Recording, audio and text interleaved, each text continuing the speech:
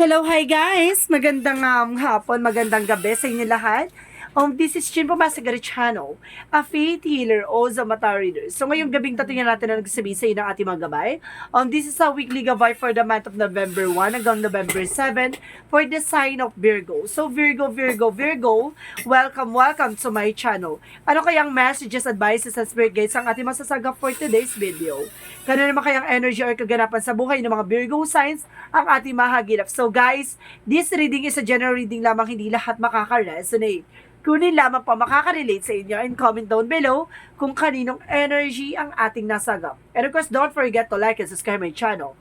And hit the notification bell for more videos update. And of course guys, maraming salamat sa walang sawang pagsuporta sa aking channel. Lalo na hindi nag-i-skip ng ads. Naway pagpalain kayo ng Diyos at may kapalsiksik na umapaw ang bumalik sa inyong biyaya, no? So guys, kumapit-kapit ka dahil ito na mensahe sa'yo ng ating mga gabay.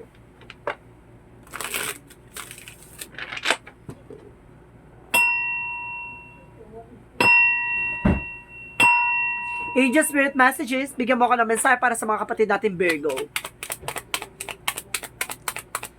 Angel Spirit Guides. There's an 8 of Cups. There's a letting go. No? Alam mo, pagdating dito talaga sa Virgo, kumbaga there's a moving on, kumbaga there's some, kailangan mo mag-move on, kailangan mong pakawalan, kumbaga, alam nyo guys, kumbaga talagang there's a heartache or something, pain from the past na nangyari sa inyo, no? Kumbaga it's either finances, love life, kumbaga, sinasabi dito with the Queen of Cups, there's a healing, no? Oh wow, pero at least, kumbaga bumawi bigla, no? Kumbaga magkakaroon ka na ng healing. And of course, what is additional messages? And of course, there is a 10 of Cups. Wow, and happiness. So this time, is this your moment, no? Kumbaga, there's a 6 of Swords, there's a transition. Makakawala ka na sa lungkot-lungkutan or, kumbaga, pighati or, kumbaga, traiduran, lokohan or something gano'n. Tapos ka na doon, no? Na magdadala sa ng happiness na. Because there's a 5 of Swords. Mag-ingat ka lang, no? Kasi there's a tendencies na magkakaroon ka ng self-sabotage. Na be aware, no? Additional messages. Because there is a 3 of Wands. So, waiting for a result or waiting for a ship, no? Kumbaga ngayon, nag-aantay ka na lang ng magiging resulta or something, movement or paggalaw ng bagay-bagay na alam mo makakatulong sa in the near future. Kumbaga, nag-aantay ka na lang ng recovery or something na pagbabago. So, let's see what is the 8 of Cups. There is a 4 of Swords. Listen to your intuitions, no? Makinig ka lagi sa instinct, sa gut feeling mo. So, let's see what is the Queen of Cups. Because there's a 9 of Wands, there's a final push, no? May mga bagay na, kumbaga, kailangan mo ng bitawan at pakawalan, no? With the 9 of Wands, there's a final push or kailangan mong pursigihin, no? Na makaalis sa sitwasyon or kailangan mong pursigihin na makamove on. So, let's see what is the 10 of Cups. The 10 of Cups represent that lovers. So, ibig sabihin talagang may meant to be para sa'yo talaga, no? There is a person talaga na magbibigay sa'yo ng happiness, fulfillment, long-term relationship, and long-term investment. So, what is the 6 of Swords? Kumbaga, ganun talaga siguro na pagdadaanan mo muna yun na masaktan ka ng ibang tao bago mo matagpuan yung taong totoong magmamahal sa'yo. And of course, there is a 7 of Pentacles. There's a harvest time, a transition. So, this is the moment na, this is, kumbaga, profit or harvest or paying off, no? Kumbaga, there's information na makakaalis ka na sa sitwasyon, kagipitan man or kalungkutan. And of course, there's an 8 of Swords. Kailangan mo kumawala sa negativities, no? Kumbaga, there's a lot of blockages dito na nagkakos ng self-sabotage. Kaya maging aware ka sa mga bagay na pinagkakatiwalaan mo. Kasi sino pa yung mga nasa paligid mo na lubos na binibigyan mo ng importansya o binibigyan mo ng information, sila pa pala yung tumatatraidor sa'yo, no? Kaya kailangan mag-ingat ka sa mga binibitawan mong salita or mga binibigyan mo na informations. Kumbaga, baka gamitin yan, no? Laban sa'yo. Because there's a 3 of Wands and because there's Star card. Waiting for an hope and miracles. Kumbaga, magantay ka kasi may pag-asa dito at kagalingan ka sa lahat ng aspeto. Sa lahat ng factor. At the same time, kumbaga, there's an hope na may pag-asa ka dito na inaantay na magiging resulta, no? So, let's see what is the 8 of Cups and the 6 of Swords. The 4 of Swords, sorry. The 8 of Cups and the 4 of Swords. So, there is a 6 of Wands. So, there is a victory and success. At the end of the time, maka-move on ka lang, makawala ka sa anxieties, makawala ka sa depression, makawala ka sa stress. At the end of the time, there is a victory. no? Matatagpuan mo, and of course, makakamit mo what you deserve. So, what is the Queen of Cups and the Knight of Wands? What is the Queen of Cups and the Knight of Wands? And of course, there is a Four of Pentacles. Protect your power, protect your energy. So, ibig sabihin dito, kailangan alam mo sa sarili mo kung ano yung grounds mo, no? Kung ano yung worth mo. Kung ano yung, alam mo magsuserve sa'yo at the end of the time, no? Kailangan mong ilaban, no? Yung finances, yung sarili mo, kailangan mapatunayan sa kanila na hindi nila makikita yung katulad mo. Ganon. Kumbaga, patunayan mo sa sarili mo, patunayan mo yung sarili mo sa sarili mo, na hindi mo kailangan maglungkot-lungkot o mag-emote dyan sa tao na yan. Kumbaga, there is a person na ibibigay sa ni God or ng universe na para sa'yo, no? Parang sinasabi na ipamukha mo sa sarili mo na yung kumbaga, yung kahalagahan mo or yung katangian mo, kumbaga ipakita mo sa kanya na hindi niya makikita sa iba. Parang ganon. And of course, there's a Two of Pentacles. There's a balance. So this time, magiging balance ka pagdating sa buhay, pag-ibig, at kaligayahan at pag-asa pagdating sa finances. So what is the Six of Swords and the Seven of Pentacles? Ang ganda ng pasok ng November mo, ha? Moving forward na to. And of course, there's a Page of Pentacles. There's a manifestation. Unti-unti na manifest yung mga bagay na gusto mo lang. Yung dating sinabi mo lang ngayon, kumbaga, goals into reality na, desires into reality. Kumbaga, ngayon matutupad mo na yung pangarap mo, yung sinasabi mo lang, ngayon, unti-unti mo na sinasakatuparan. And of course, the Queen of Wands is stability. Mako-control mo na yung connections, conditions, and of course, ang yung perspective or pananaw or mindset, no? Kumbaga, kontrolado mo na hindi ka na basta-basta magbibigay ng information kahit kanino, sinasarili mo na lang, at the same time, kumbaga, mas pinagkatiwalaan mo yung sarili mo kahit kanino man, no?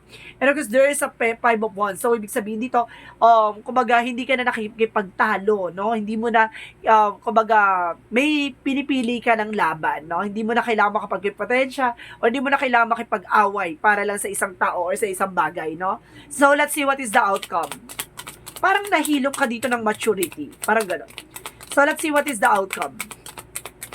Let's see what is the outcome. Outcome is the Seven of Swords, no? Kumbaga, there's a sneakiness. So, some of you may sumusubaybay sa'yo or meron sa'yo, kumbaga, kumukuha ng information, no?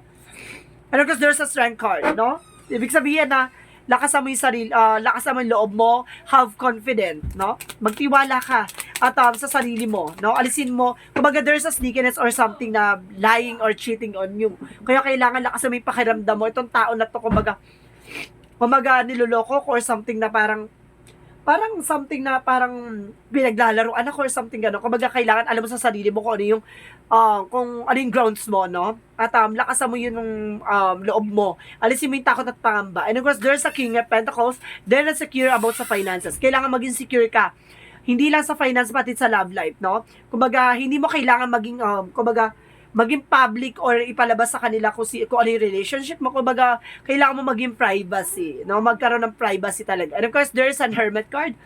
There's a soul searching or soul enlightenment. Kumbaga, nagkaroon ka ng kaliwanagan by spiritual, no? Kumbaga, may mga bagay na hindi dapat talaga pinupost sa social media kasi there's evil eye contract na kumbaga may mga naiinggit sa paligid mo, tapos meron silang vibration or meron silang vocal, no, o vocal or something verbal na nasasabi by their mind na kumbaga nagbibigay ng negativity, no? Kumbaga, or negative traits, kumbaga ganon. Kumbaga sinasabi sa'yo dito, kailangan maging aware ka sa pinapost mo by social media, or either kailangan mo maging private na lang, no? Para at least walang nagsusubaybay o walang negativity nagkakaroon ng inggit sa'yo, no? Let's see what is additional outcome. Last 3 cards to clarify.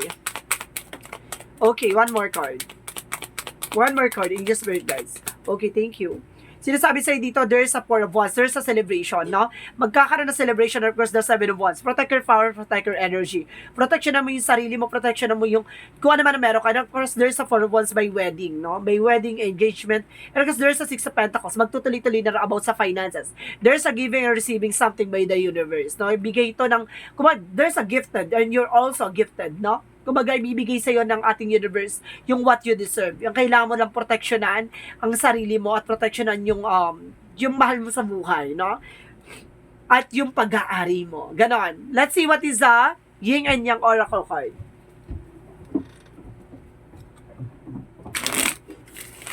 Diba? Hindi mo kailangan i-flex by social media, relationship nyo, kung naman ang meron ka. Kasi sa mundong ginagalawan natin na sa gantong eksena, marami talagang inggitera, no?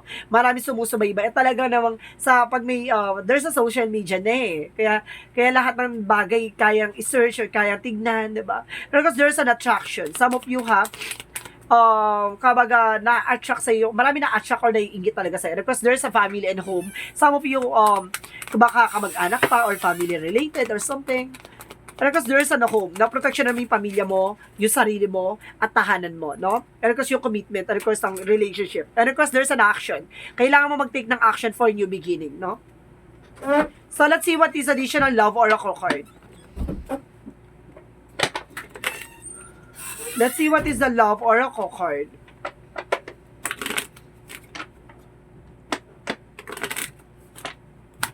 What is the love oracle card? There's a karmic relationship. Some of you talaga involvement ang karmic relationship. Like I said before, yung karmic relationship is an information na parang sa relasyon, sinusubok kayo ng pagkakataon, sinusubok kayo ng problema, sinusubok kayo ng family issues, family related, toxic friends, kumbaga napapalibutan kayo ng toxicities. Yan ang karmic relationship. No? Kumbaga lahat na lang ng tao may sinasabi, lahat na lang ng tao may ganap sa inyo. Because there's a love, talagang there's an unconditional love involvement. Kumbaga talagang may pagmamahal sa inyong dalawa, no? Talagang there's a love involvement, kaya nanaigang pagmamahal niyo sa isa't isa. Or something, kumbaga may talagang magmamahal sa'yo, no? And because there's a butterfly, a transformation and a relationship evolving into the next phase. Kumbaga, may magbabago pagdating sa relasyon. At magkakaroon ng healing and growth, no? So, let's see what is the Jesus loving quotes. Let's see what is the Jesus loving quote. Sinasabi dito ni Jesus, what things soever you desire, when you pray, believing that you receive them, and you shall have them. Ibig sabihin, lahat daw ng bagay na inaasam mo at pinagdarasal mo, maniwala ka lang na matatanggap mo, ayon sa kalooban ng Diyos, no? So, let's see what is Archangel Michael messages for you. What is Archangel Michael messages for you? Archangel Michael messages for you. Lean on God and angels support you. See? Kumbaga, hayaan mo lang kay God yung mangyari, yung dapat mangyari, no? Magtiwala ka kay God. Kumbaga, lahat i-surrender mo kay God. Lahat ng mga guardian angels and of course, gabay mo, ay ginagabay ka at sinusuportahan ka sa lahat ng ginagawa. And of course, there's an eternal love, no? Bibigyan ka ng everlasting promises. And of course, walang hanggang pag-ibig, no? Kumbaga, ipagkakaloob niya yung inaasam mo pag-ibig na mamahalin ka at mamahalin mo siya, no? At may paglalaban, parang gano'n. So, let's see what is additional messages. And of course, there is an acceptance. May mga bagay na hindi mo na mababago or may mga bagay na kailangan mo tanggapin.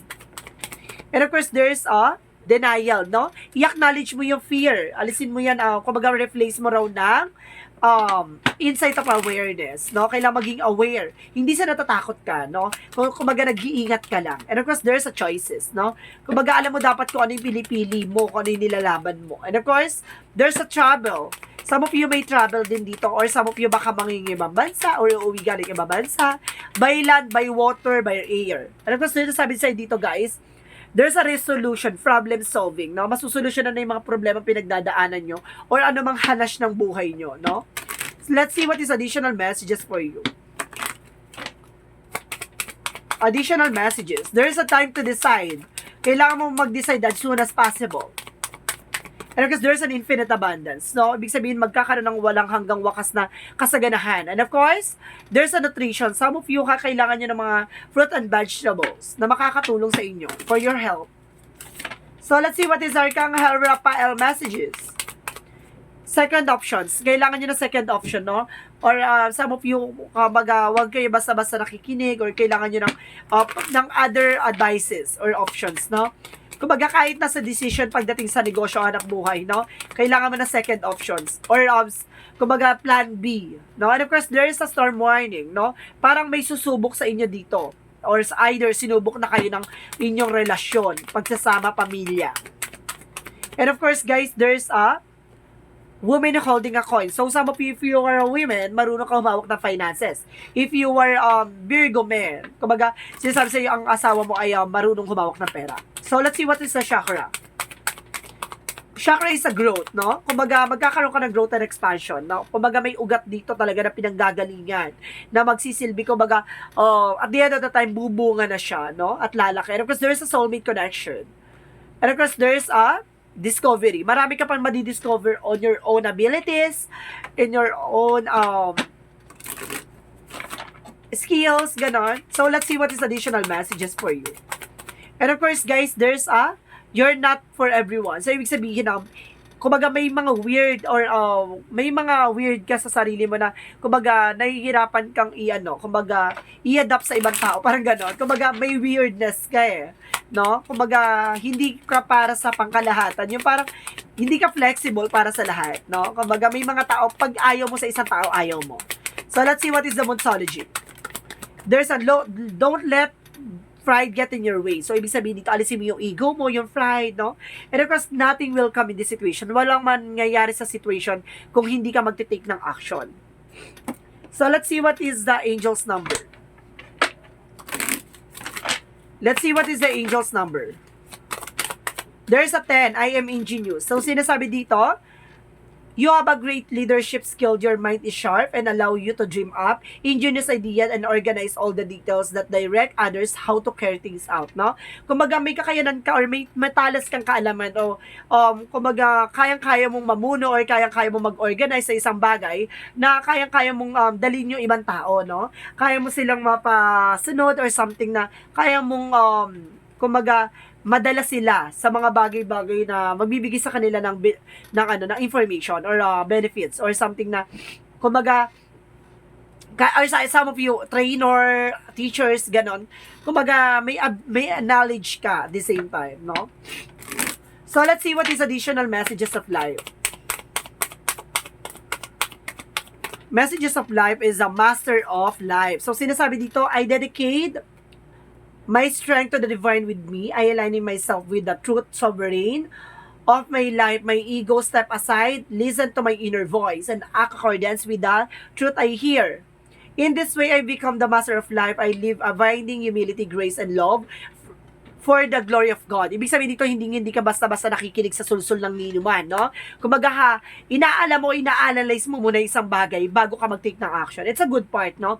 Kumbaga may lakas ka na ng loob na lumaban, may lakas ka na ng loob magtiwala, no? Kumbaga, kumbaga, meron ka ng knowledge or experiences sa mga bagay na nangyari sa'yo. Kumbaga, siguro nadala ka na sa nabudol ka or nagkaroon ka ng or either na online scam ka or something ganon, no? Or investment scam. So, some of you guys, kumaga, pinapakawalan mo na yung nangyari sa nakaraan mo, no? Kumaga, nakikinig ka sa inner voice mo. Kumaga, nakikinig ka na about sa spirituality, kung about dun sa nararamdaman mo, sa instinct mo, sa intuitions mo, na, kumaga, dapat mong gawing sentro si God sa lahat ng nangyayari sa buhay mo para hindi ka nawawalan ng landas at hindi ka napapahamak at hindi ka nalalayo sa kaganapan sa buhay mo, no? Para hindi ka napapahamak. So guys, this reading is a weekly gabay for the month of November 1 hanggang November 7 for the sign of Virgo. This reading is a general reading lamang, hindi lahat makaka-resonate. Kung hindi lamang po makaka-relate sa inyo, and comment down below kung kaninong energy ang ating nasagap. Maraming salamat sa walang sawang pagsuporta sa aking channel, lalo na hindi nag-skip ng ads. Naway pagpalain kayo ng Diyos at may kapal. Siksik-liglig nag-uumapaw manubalik sa inyong biyaya. Maraming salamat guys, and see you in the next video. Bye-bye and babush!